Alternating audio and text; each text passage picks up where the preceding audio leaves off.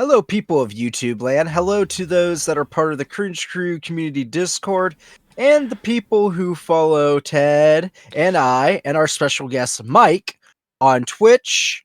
And hello to whoever is listening to this on Spotify or wherever we decide to put this on. I'm Traductus. I'm Ted. And I'm Mike. And this is the Cringe Crew Gaming Movie Review Podcast, where we take a director's filmography and review each movie one by one, go over the background info of it, and we talk about what we like and dislike about the movie. As of right now, we are on to Sam Raimi, and despite the less than mediocre debut, he picks things up real quick with this second feature film, The Evil Dead. Released on October 5th, 1981 at the Redford Theater and April 15th in the 1981 in the rest of the United States, Evil Dead had a budget of $375,000 and had a box office return of $2.7 million to $29.4 million, depending on what sources I could find. The movie has since become a cult classic and has spawned a franchise and was a launching pad for actor Bruce Campbell, who was a childhood friend of Sam Raimi's, hence why he's in this, and his character of Ashley J. Williams became a cultural icon. And we go right into the background about how this movie was made, casting, and reactions afterwards. Sam Raimi decided that to make a horror film after shooting a suspense scene in his previous film, It's Murder, and that decision was solidified after watching a bunch of horror films in drive-in theaters for research. Raimi then went on to make a proof-of-concept film titled Within the Woods, which Raimi showed to Phil Gillis, who was a lawyer of one of his friends. Gillis was not impressed with the short film, but offered legal advice to Raimi in order to gather funds for a higher budget feature-length remake of Within the Woods, which would become The Evil Dead. The budget was acquired both by Raimi and Campbell by asking donations from friends and family, and Raimi was only 20 years old while shooting the film. Along with Bruce Campbell, friend and actress Cheryl Guttridge was supposed to be in The Evil Dead as one of the female protagonists, but due to her still being in high school, she was unable to commit to the shooting schedule since she would have to take a month off of school, but she did appear as a body double and was credited as a fake Shemp, which is a Three Stooges reference, which is what Three Stooges fans call body doubles of Shemp Howard when they were making Stooges shorts after Shemp Howard's untimely passing. The rest of the cast was acquired through an ad in the paper. That being Ellen Sandweiss, who also starred in the short Within the Woods, Betsy Baker, Richard DeManicor, and Tara Satilli as Cheryl Williams, Linda, Scotty, and Shelley, respectively. That being said, the movie was not filming the movie was not an easy task. It was filmed in a remote cabin in Morristown, Tennessee, which proved to be a huge challenge for the cast and crew. During the first day of shooting, the cast and crew got lost in the woods, and many members of the cast were also injured or had gotten sick during filming. And with the cabin's remoteness, securing medical assistance was quite difficult. Bruce Campbell himself described the experience as 12 weeks of mirthless exercise in agony, and had injured his leg during filming, in which his friend, director Sam Raimi, decided the best course of action was to poke the injury with a stick, as any good friend would. Respectable. Special effects were done by Tom Sullivan, who made the fake blood out of corn syrup and red food coloring, along with coffee. and created gallons upon gallons of the substance for filming. Due to the stickiness of the substance and being constantly splattered with it during filming, it took Bruce Campbell hours to wash it all off. Other special effects issues included the makeup on Betsy Baker. While taking the latex mask off, her eyelash ripped off. um, and also the contacts that were used by the actors were extremely thick due to budget constraints. That's the only type of contacts that they could get. And they were so thick that Bruce Campbell commented on them that it was like they were wearing Tupperware in their eyes. Each contact took 10 minutes to apply and could only be worn for 15 minutes. Also, due to budget constraints, Raimi and the crew had to be creative in order to get the shots that they wanted. On the fly, Raimi decided to use Dutch angles to build atmosphere for scenes. He also rigged up his own camera dolly since they could not afford one, which consisted of a mounted camera sliding down wooden platforms. Other methods. God damn it! I fucking can't read.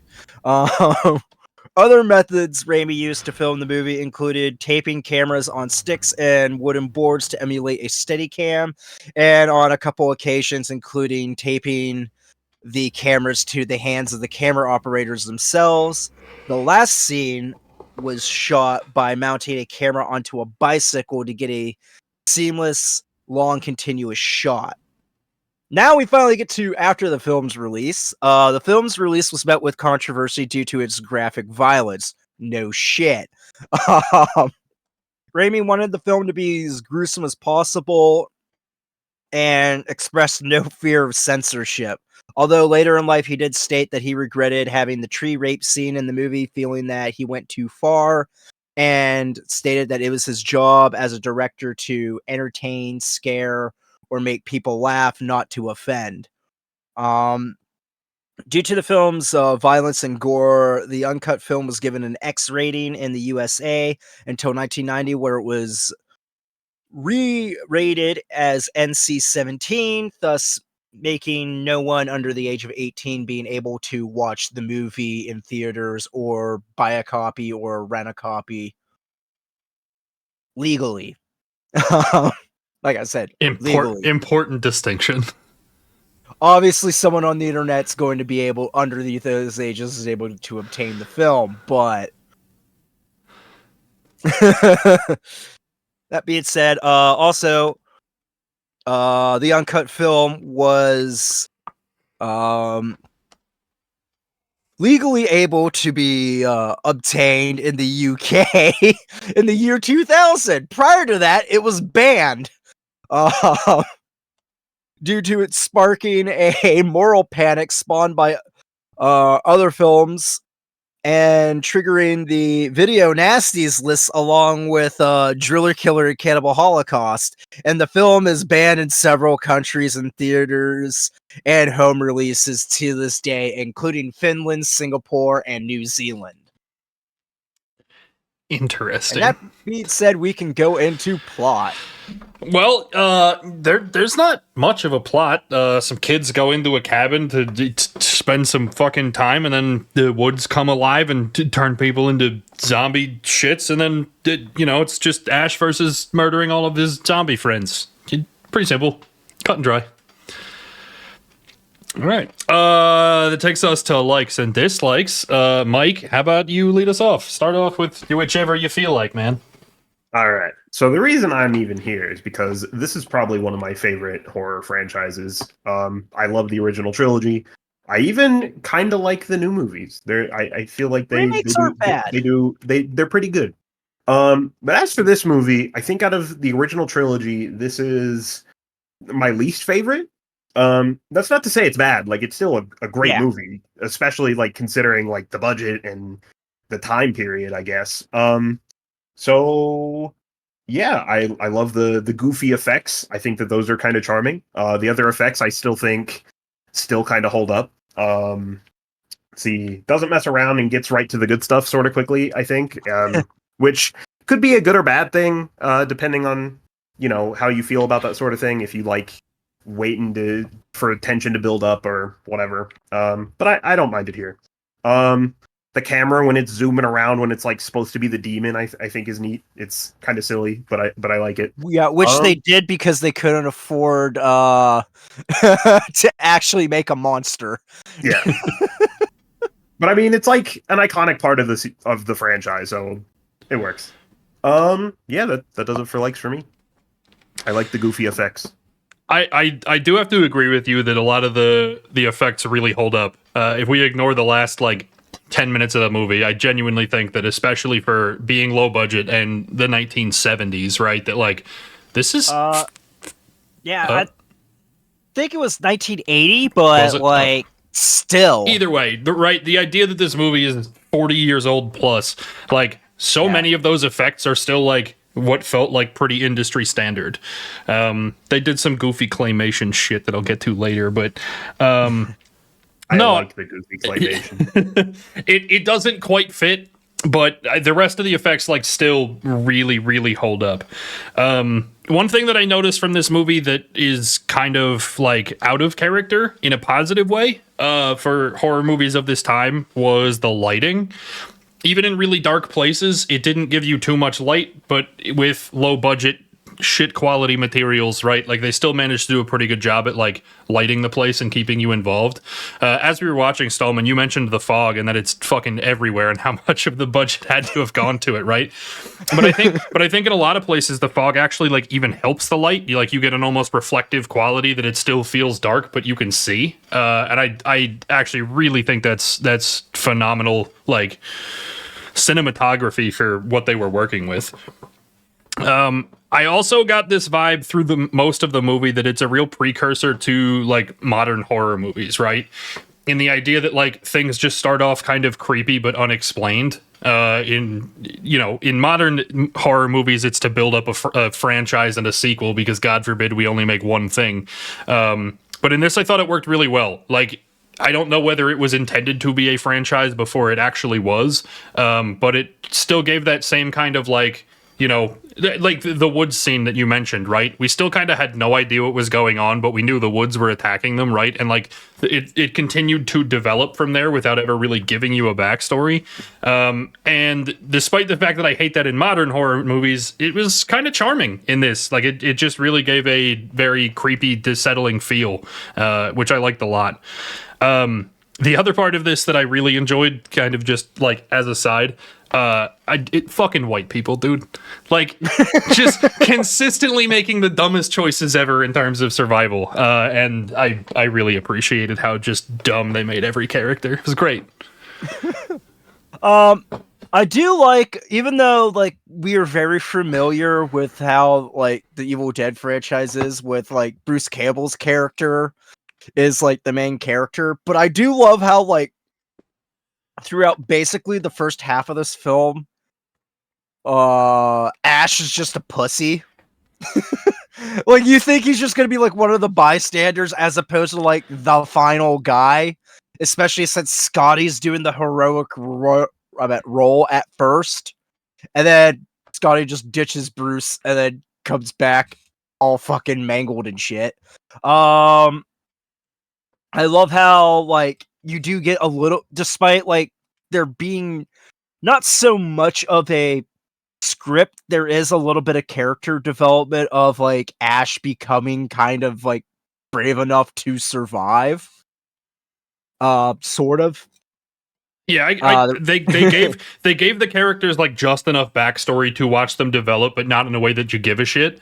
Like, I think the only name they repeated more than, like, twice was Ash's, because he's the only one that lives. Like, you don't have to care about the characters when they die. But much like you were saying, like, we watched them establish a relationship, right? He and his girlfriend, he gives her jewelry so that he can, like, demonstrate how much he has to overcome to just shoot her zombified corpse. I appreciate that. Yeah, I also say that I agree with you guys that I love the special effects, like the majority of the special effects. Even like, although the claymation is very dated in the last 10 minutes, I think claymation's always kind of dated unless it's in like a cartoon movie or something. But like it's not as bad as, shall we say, like Jason the Argonauts or Clash of the Titans. Actually, Clash of the Titans was released in the same year as this, and this is aged a hell of a lot better than Clash of the Titans for sure in the claymation department. But when it comes to like a lot of like special effects that they use, like I love how like the house just starts going fucking well, not the house but the cabin starts going crazy, especially down in like the basement. When Ash is in the basement, you see like blood going over the uh film projector and everything, and just the lighting with the blood and everything in that scene is just awesome. I do love like the little subtle moments of campiness and comedy that are in this movie.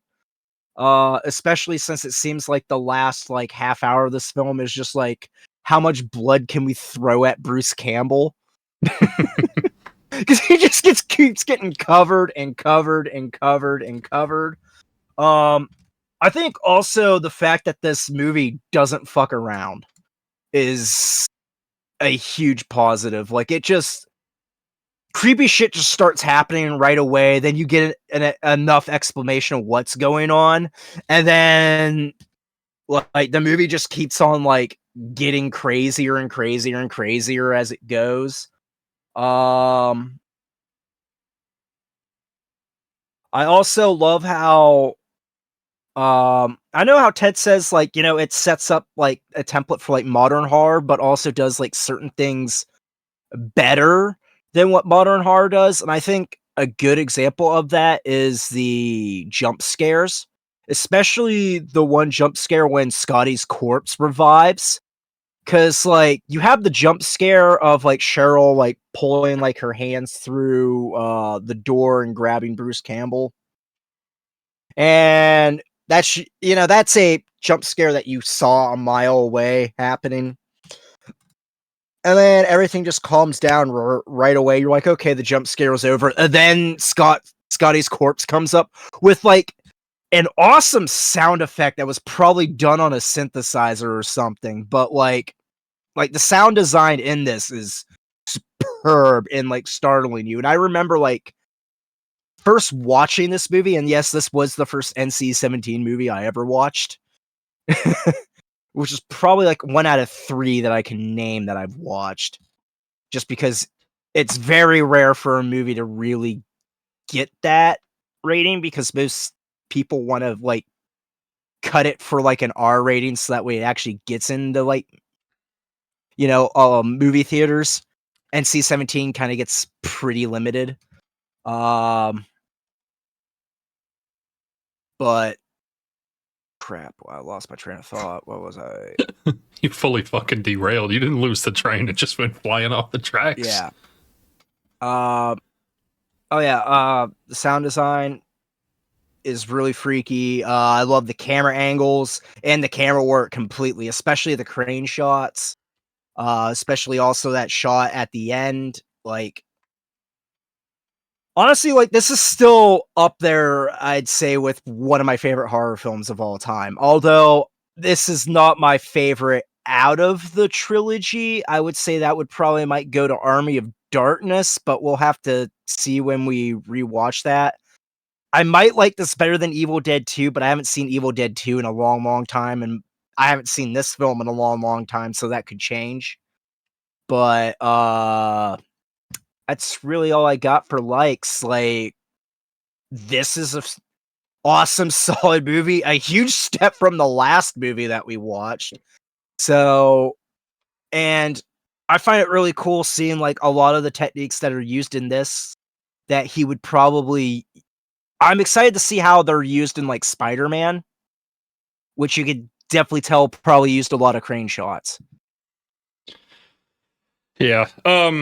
Getting into dislikes, the one thing you guys kind of brought up about the cabin was kind of a dislike to me. One of my only few like negatives about this movie is that it feels like it kind of bottlenecked itself in a way that it didn't have to. Yeah, the cabin is really small, which you figure would try to make like it doesn't make anything claustrophobic though, which is sad. It's not necessarily like claustrophobia, more so that like 90% of this movie is filled in like or is filmed in just the one room, right?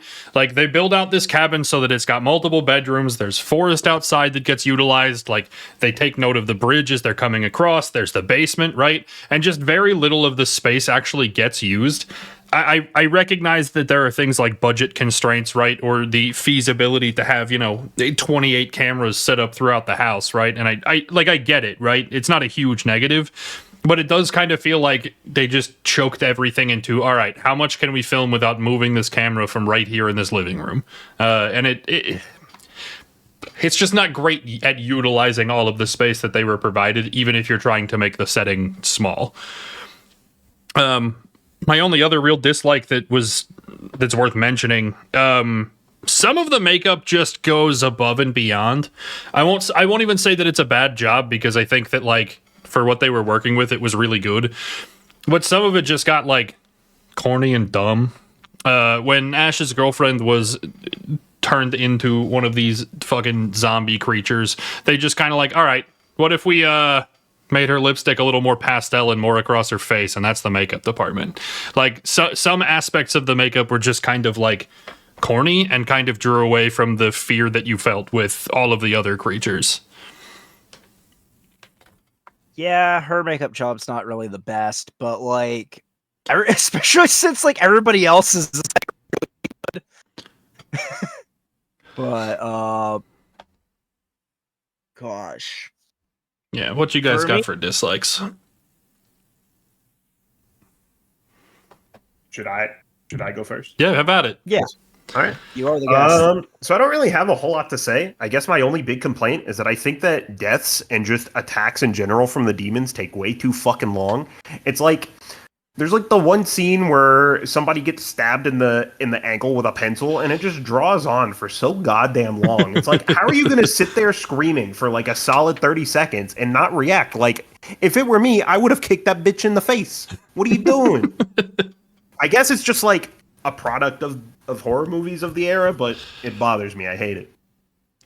Yeah. Perfectly valid. For me, like, I do think that I do agree with Sam Raimi that the rape scene is a little bit too far. Although it's not like the worst. It's not like it doesn't like it doesn't ruin the movie for me, if that's to say. It's not like extremely uncomfortable, but it does come off as unnecessary and kind of edgelordy. Well, it's if that makes sense. It's weird because like to me it kind of establishes that the entity, whatever it may be, right? Like the entity is just kind of out for like inconsiderate bodily harm, right? It's not out for a purpose. It doesn't have an end goal. It's just kind of like, yeah, we're here to fuck your shit up. And there are a million better ways that they could have gone about it, right? Like, obviously, choosing this kind of, like, graphic scene is not ideal. But I will say that, like, its creation of discomfort certainly has a place for the film. Like, it matters that it's there, but they could have chosen a different path to get there. Yeah, and also, even though I said I like the sound, there are a couple points with the sound where there's a few sound effects that are just louder. I also think some of the acting and dialogue is kind of shit. Doesn't bother me that bad in a horror movie, but I hear you. It doesn't really bother me that bad either, but like at the same time, there are a few things where it's just like, wow, like it's like, is Bruce Campbell the only one that's actually able to like say his lines convincingly? Because there's at times where it feels like that, but other times, like everybody does all right. It's just very inconsistent all over the place. Other than that, I don't really have a lot of dislikes really about this. Like, the movie doesn't feel like it drags. It doesn't fuck around with time. Um,